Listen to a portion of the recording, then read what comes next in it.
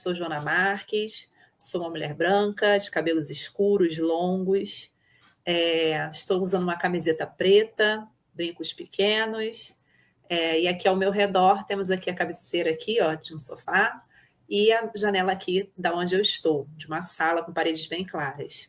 Bom, hoje nós vamos falar um pouquinho a respeito da educação do campo, que é uma modalidade tão importante e que a nossa rede atende. Hoje nós temos na rede municipal de Duque de Caxias 13 escolas do campo, localizadas em sua maioria ali na região de Xerém, 4º distrito, e uma fora do 4º distrito, localizada no 2º distrito. Eu gostaria, por favor, que vocês colocassem a apresentação. Obrigada. Bom, e para a gente começar falando de escola do campo, nada mais importante do que falar de alguém que veio do campo, né? Ailton Krenak, hoje um letrado, né? Participante da Academia Brasileira de Letras, mas um indígena. E eu trouxe uma frase dele para iniciar, porque ele fala algo muito importante para a realidade não só da educação do campo, mas da educação como um todo, da nossa educação como indivíduo, né? Como ser vivente nesse planeta. E ele fala o seguinte: fomos nos alienando desse organismo de que somos parte, a Terra, e passamos a pensar que ele é uma coisa e nós outra, a Terra e a humanidade. O Ailton Krenak, ele fala muito sobre isso, de como a gente foi se distanciando dessa função tão importante do nosso planeta, né? Como se nós pudéssemos fazer isso, né? Como se nós fôssemos apenas um organismo que estivéssemos utilizando todas as coisas que a gente tem nesse planeta. E não é bem assim, né? O planeta, ele vai continuar sendo planeta, mas se a gente interferir nele de forma errada, como tem acontecido, né? Com o meio ambiente como uma forma total, a gente vai acabar se distanciando cada vez mais desses princípios voltados para essa instituição tão importante que é o planeta Terra, né? Pode passar, por favor. Bom, e para falar de educação do campo, a gente precisa lembrar que o Brasil, ele era todo campo, né? No período lá quando os nossos colonizadores chegaram. Então, aqui viviam os indígenas, né? E lá eles eram o povo do campo. Hoje são povos da floresta. E para a gente entender um pouco como a gente sai de um histórico de educação rural para a educação do campo, a gente precisa entender que houveram períodos relacionados a essa temática. O primeiro período, ele está relacionado intrinsecamente à educação rural. Então, ela, desde a nossa concepção de olhar eurocentrado para o nosso país, até a década de 30, mais ou menos. Tá? Então, lá é o primeiro período da educação rural. Então, quando a gente relembra esse período da colonização, a gente lembra também do período escravocrata e, com ele, o período também de utilização do cultivo da cana-de-açúcar. Né? Então, esse primeiro período está muito relacionado a essa ausência de políticas públicas voltadas à educação rural, não havia política pública praticamente, né, para esse território, e que vai se modificando com o passar do tempo. Tá? O segundo período, a gente vai falar um pouquinho sobre a luta pelo direito à educação. Então, havia inicialmente uma falta de olhar para essa população que lá estava, né, que trabalhava nessa lavoura, que se utilizava da terra, e começa-se a pensar sobre o que eu posso ter para que essa terra continue sendo um organismo vivo e não só um ambiente de retirada desses alimentos e dessa produção em massa, né? Dessa produção em massa. E aí é mais ou menos nesse período até a década de 70, 80. Tá? O terceiro período é quando a gente fala um pouco sobre o que a gente conhece de educação do campo. Então, até então, a gente tinha uma educação rural.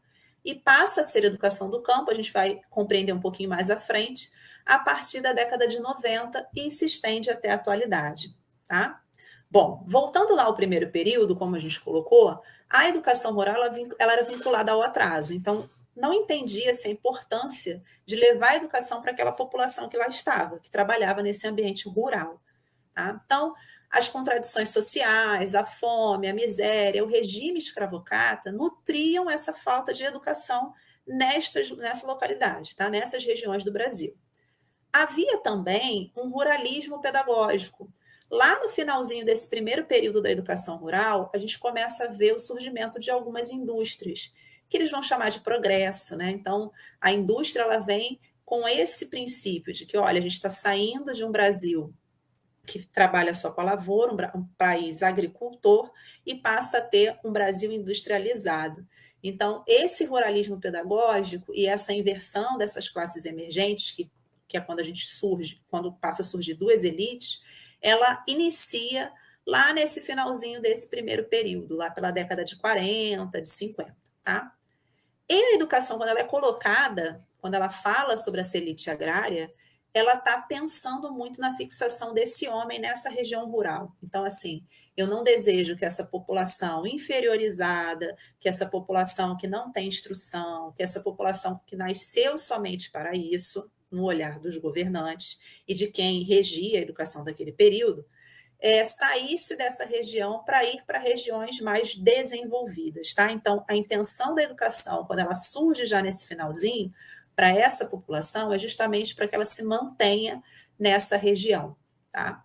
E não vá contaminar, entre muitas aspas, a cidade. Bom, e aí é quando começa a surgir o segundo período da educação rural ainda, né? E uma luta pelo direito à educação do campo. E aí eu trago uma frase do Paulo Freire, porque ele fala exatamente o que a gente precisa repensar, né? Que retrata um pouco sobre o que é essa luta pelo direito à educação do campo. Então, e ele fala o seguinte: então, o camponês descobre que, tendo sido capaz de transformar a terra, ele é capaz também de transformar a cultura. Renasce não mais como objeto dela, mas também como sujeito da história. Então, o Freire ele traz uma importância para essa população que até então era invisibilizada, como sendo realmente uma população que tem importância, tem papel primordial pela luta pelo direito à educação. Tá? Então, o que acontecia até então? Eram relegados a população rural, que até então era chamada de rural, ela só vai ser chamada de educação do campo a partir da década de 90, junto com a LDB, e a gente vai ver isso mais um pouquinho à frente, ela era relegada à educação mínima. Então, era o básico do básico. Muitas vezes as escolas que eram construídas eram no terreno ali do dono da fazenda, que cediam um espaço, não tinha professor fixo, era alguém ali da própria família que se dispunha a dar aulas para aquela população, muito para os adultos, as crianças não tinham tanto ensino. Então, com a luta pelo direito à educação do campo, a gente vê algo saindo da perspectiva do gestor macro e partindo de um princípio da própria população. Então, é aquela população que ali reside e que vive do campo e que produz tanta coisa para o Brasil todo, que começa a se repensar que tipo de educação que se deseja. Tá? E aí a gente tem ali por volta da década de 50 um processo de criação da Companhia Nacional de Educação e Serviço Rural com o objetivo de formar técnicos para atuação nessas regiões rurais. Então, já que eu não tinha pessoas capacitadas, supostamente, para atuar nessa região, eu crio uma companhia onde eu vou formar pessoas, e aí observem que é junto com o serviço social, porque haviam outros interesses para além só da educação, né? Então, também da questão social ali daquela população, com o objetivo de formar técnicos para atuar ali, tá?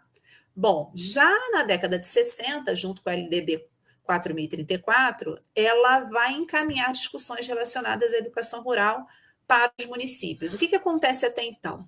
Antes da LDB de 61, era o Brasil que regia, né? Era o poder público nacional que regia toda a educação. Em 61, com a 4034, a LDB 4034, a gente tem esse repasse dessas normativas voltadas à educação rural para os municípios e estados, tá? Então, para as unidades federativas. Justamente por quê? Porque ali eu consigo dar uma especificidade maior para essas regiões, do que elas desejam para aquela população, tá? E aí a gente vai ter depois da LDB de 61, esse período de intervenção militar no Brasil e uma estagnação dessas discussões, tá? Que vai retomar essa discussão somente na década de 80, com a luta pela reforma agrária, que vai ter grande papel na educação do campo.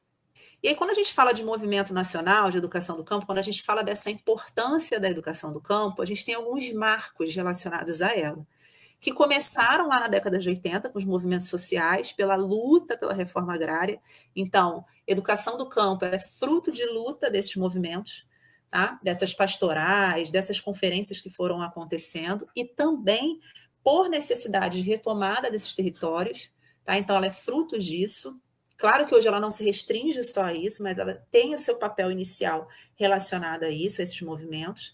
E aí, na década de 90 e na década de 2000, a gente vai perceber também, entre 2000, 2010, 2015 até 2023, muitas normativas surgindo relacionadas à educação do campo. Então, a gente começa lá em 97 com o primeiro encontro nacional de educadoras e educadores da reforma agrária, e um programa de educação ambiental, muito importante. Em 98, o Programa Nacional de Educação, que até então a gente não tinha normativas específicas para a educação do campo, então ficava tudo muito a critério, como eu falei anteriormente, de cada município, de cada estado. Então, eram caminhadas àqueles municípios e aqueles estados onde havia maior poder agrícola, havia uma normativa mais avançada, e outros estagnados nesse sentido. E aí, em 2002, surge um documento importantíssimo para quem atua com a educação do campo, para quem pesquisa educação do campo e, principalmente, para quem vive do campo. Né? Em 2002, surgem as diretrizes operacionais para a educação básica do campo. Então, é aqui um marco onde a gente consegue verificar o que é necessário para se ter educação do campo, educação básica do campo. Então, esse é um marco primordial para essas escolas e para essas populações. Em 2005, há o lançamento do ProJovem, né, que é um programa voltado para a educação, e também ProJovem Urbano e o ProJovem Saberes da Terra, que foi intitulado nas escolas do campo, apoiado nas escolas do campo. Em 2007, a gente tem o Pronacampo, que é um Programa Nacional de Educação do Campo importantíssimo, porque, pensem, uma coisa é a gente falar de um território de Duque de Caxias, né? Um território que, por mais que as escolas do campo estejam no 4º distrito, elas estão afastadas a poucos quilômetros dos centros urbanos, né? Pouquíssimas até, uma vez a urbanização crescente naquela região. No entanto, em outros territórios do país, você dar continuidade aos seus estudos, ter formação acadêmica, era muito distanciado. Então, o Pronacampo, ele vem como esse programa de incentivo às universidades de cursos de extensão, graduação, para essa população que lá está. Tá? Então, é importante também. Em 2010, a gente tem as diretrizes curriculares nacionais gerais para a educação básica do campo, e em 2012 a gente tem a nova formação do Pronacampo aí com o programa Escolas da Terra. Então, quantas normativas foram surgindo relacionadas à educação do campo em toda a década de 90 e no ano 2000? Pode passar, por favor? Isso. E aí, o que é importante a gente compreender? A gente falou de educação rural, a gente falou que a educação rural ela é voltada com aquela perspectiva de inferiorização daquela população, então aquelas pessoas eram vistas como pessoas que não sabiam, pessoas que não tinham interesse, pessoas que só serviam para atender a uma predisposição de trabalho, então eram só mão de obra, eram vistos só como mão de obra. Apesar da gente ter ali na década de 70 um importante movimento tecnicista de levar uma formação tecnicista para essas regiões, estava muito voltada para as práticas agrícolas e não realmente para a educação como forma geral, como uma formação geral do indivíduo. Tá? Então, apesar da gente ter essa iniciativa lá no início, ela continua numa perspectiva mesmo de mão de obra. Então, agro é tech, agro é pop, agro é tudo, não tem essa fala? Então, é nesse sentido de manter essa população naquela região atuando de forma técnica para você ter mais produção, para você ter menos desperdício. Então, o interesse dessa educação rural era um. Já a educação do campo, ela tem uma perspectiva de surgimento da população para os seus pares. Então, é saber valorizar as práticas da terra, é ter uma proximidade com aquela região, com aquelas especificidades da região, então não há um uso indiscriminado de venenos, né, dentre outras questões que se coloca ali, não há a prática indiscriminada das lavouras, então tem todo um processo de simbiose entre a terra e o indivíduo, tá? E o Florestan Fernandes e a Mônica Molina, assim como a Roseli Caldarte, eles são estudiosos dessa temática. A Roseli Caldarte, além de estudiosa, ela também é uma militante da educação do campo, né? E eles vão falar para a gente o seguinte: enquanto a educação do campo vem sendo criada pelos povos do campo, a educação rural é resultado de um projeto criado para a população do campo, de modo que os paradigmas projetam distintos territórios. Duas diferenças básicas desses paradigmas são os espaços onde são construídos e seus protagonistas. Então, quando eu faço uma educação, quando eu crio um projeto de educação que surge para os meus pares, eu tenho uma proximidade com os objetivos aos quais eu quero chegar, aos quais eu quero alcançar. Tá? E aqui na educação do campo, principalmente de manutenção dessa sustentabilidade, dessa questão orgânica, de um crescimento orgânico, de não devastar aquela região, de manter os princípios daquela região, daquela população, daquela comunidade, aquele entendimento. Ok? Já a educação rural, não. É devastação, é produção em massa, é lucro, são grandes propriedades. Então, essa é a grande diferença entre uma e outra. Hoje, a gente não fala mais educação rural. A gente fala educação do campo, uma vez que os nossos princípios são voltados para aquela região, tá? Nós podemos ter escolas no campo, que é o nosso caso, em algumas unidades onde tem produção agrícola na nossa rede. Então, nas proximidades dessas escolas, a gente fala que essa escola está no campo. Tá? Mas hoje a gente trabalha a educação do campo em escolas no campo e em escolas no campo urbanizadas. Pode passar, por favor. Bom, aqui eu vou falar bem rapidinho, que são as normativas gerais. A gente tem livre acesso a essas normativas nos sites oficiais do MEC, do FNDE, todas essas normativas estão lá. A primeira delas é a Constituição Federal, importantíssima, porque ela diz ali que é direito de qualquer indivíduo à educação. Então, a Constituição Federal, ela reforça essa questão de haver, sim, uma educação voltada para essa população que lá está, para esses jovens, para esses adolescentes, para esses adultos. A LDB, que foi um marco, a 9394/96, no seu artigo 28, que ela traz para a gente ali a primeira vez a nomenclatura de educação do campo. Então, se até 71, que é uma LDB que ela é até questionável por alguns autores, né? Uma vez a publicação dela ter ocorrido num período tão complicado para o nosso país, né? Mas a LDB 9394, ela é um marco pelo seguinte, ela traz a nomenclatura educação do campo. Então, se antes a gente tratava como educação rural, na LDB a gente já passa a tratar como educação do campo. O Plano Nacional de Educação, que insere a educação do campo nas suas metas, e isso é importantíssimo, porque com metas a gente tem as políticas públicas trabalhando para atingi-las, ou pelo menos refletindo sobre elas. Além disso, a gente tem outras resoluções, que eu não vou me apegar muito, porque gostaria mais de pegar mais na parte da educação municipal, mas a gente tem algumas resoluções, muitas resoluções, inclusive uma de 2023, que trata sobre algumas políticas importantes. Nós temos a de 2002, que também é importantíssima quando a gente fala sobre o fechamento de escolas do campo, porque em detrimento de você ter lucro na educação, você acaba fechando escolas do campo e levando para polos em zonas urbanas, tá? E com isso, assim, por mais que a gente faça o atendimento do estudante numa escola urbana, infelizmente a gente não tem um currículo pensado para ele. A gente não vai ter projetos pensados para ele, uma vez que ele está numa zona urbana. Então, a resolução e as normativas que o governo federal vão colocar impulsionando para que não haja um fechamento das escolas do campo, ela é muito importante nesse sentido, para que a gente minimize essas questões de levar alunos do campo para as zonas urbanas. Pode passar, por favor.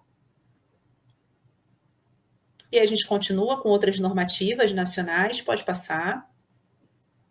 Vocês terão acesso a toda essa apresentação e vão poder ler com mais calma, né, se aprofundar no que for necessário, principalmente para aqueles profissionais que já atuam nessas escolas. É importante ter o conhecimento sobre essas normativas. Nós temos também as normativas municipais. Então, lembram que lá na frente eu cheguei a pontuar sobre as questões do governo federal passar essa responsabilidade aos municípios e aos estados? Então, aí começam a ocorrer as normativas municipais. Então, nós temos a primeira normativa, que é a Deliberação 1765, de 72, que ela institui o plano diretor da cidade. Por que é importante ter um plano diretor? Porque é ali que eu digo o que é zona rural e o que é zona urbana no município. Tá? Então, é importante essa normativa. Depois eu tenho leis complementares, uma delas a de 2006, de 31 de outubro de 2006, que ele vai alterar esse território rural de Duque de Caxias, tá? E a deliberação mais importante para a gente nesse momento, que é a do Conselho Municipal de Educação de 2020, onde ela fixa as diretrizes e normas da oferta da educação básica do campo no sistema municipal. Então, é nela que a gente se apega, né? E, claro, ela pode virar uma lei posteriormente, claro. Existem alguns ajustes que a gente precisa muito refletir sobre eles, relacionados a essa deliberação, mas o que é mais importante é, sim, existe educação do campo no município, existem normas, existem diretrizes para a oferta dessa educação básica nessa região. Apesar dela reproduzir os princípios de atendimento de normativas federais, essa deliberação do Conselho Municipal, ela vai acrescentar alguns aspectos importantes para a gente. O primeiro deles é a territorialidade, ou seja, falar em que território essas escolas estão inseridas e que território é esse que precisa ser estudado. Né? O que essa educação do campo precisa levar em consideração no seu currículo. O segundo é sobre a questão do transporte e a organização pedagógica, que deve acontecer através dos PPs das escolas, uma vez que, instituída como escola do campo, sendo uma das 3 escolas do campo, elas precisam se repensar em relação aos seus projetos, aos seus princípios e ao que vai ofertar. Quanto mais se ouvir a população, melhor serão esses projetos. Mais com a cara e mais com os créditos daquela região, com aquilo que eles desejam, os anseios daquela população, mais ainda será um projeto eficaz e efetivo. Eu trouxe para vocês uma bibliografia de base, né? São 3 livros que servem para caminhar nesse sentido da educação do campo, para quem quiser se aprofundar mais sobre ela. Por uma Educação do Campo, que é esse livro do meio, ele é excelente, é do Miguel Arroio, com a Roseli Caldarte, com a Mônica Molina, são 3 referências no assunto. Todos 3 são gratuitos, estão disponíveis na internet, tá? O Dicionário de Educação do Campo, ele traz alguns conceitos importantíssimos.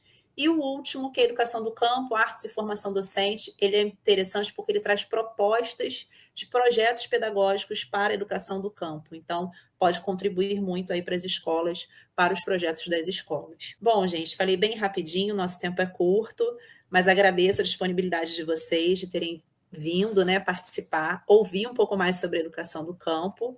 E estou aqui à disposição para perguntas, dúvidas e sugestões. Grande abraço e muito obrigada mais uma vez. Obrigada, Joana. Matheus, que eu não tinha visto ainda, né? Muito obrigada. Aqui é a professora Luciana Abreu, do Centro de Pesquisa e Formação Continuada Paulo Freire.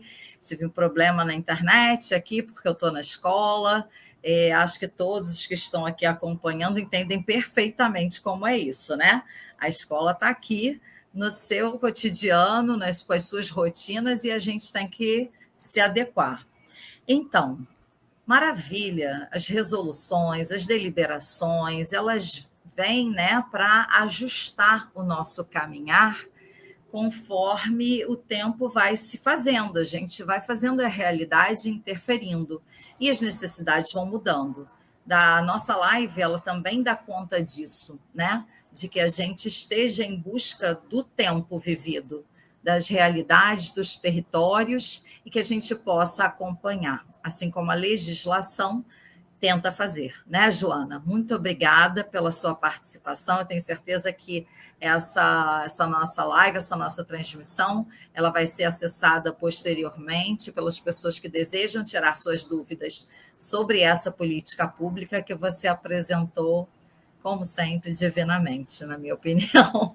Muito obrigada. Um abraço.